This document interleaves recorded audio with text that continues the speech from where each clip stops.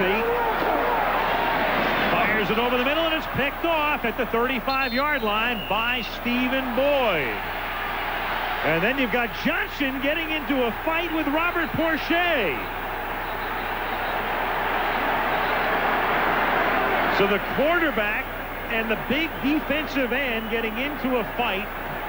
McElwee went down. There is the referee at the bottom of the pile. Flags are down, of course.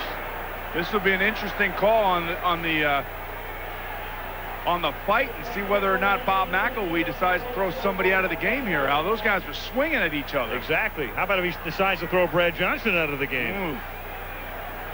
You got to give Johnson credit going for Porcher, but you usually want to do that when your offensive linemen are around, so you can seem tough and you don't really have to fight. You let those guys pick it up for you. Now you've got a rugby scrum and another flag. And this is probably all precipitated by the tongue lashing that Bobby Ross gave his team, and they're not going to take anymore. Oh, look at this. And what is he thinking about? And then the back judge gets whacked. Trey Johnson hits the back judge in the back of the head. That is Bill Levy.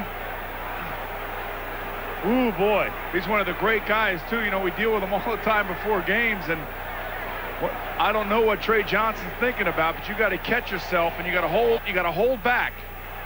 And right now you're doing all the things that the Detroit Lions want you to do. Well, you had a pick by Boyd, you had a fight with Johnson and Porcher. We have unnecessary roughness against both teams after the play, and then we have an unsportsmanlike on number 77, Washington, 15 yards.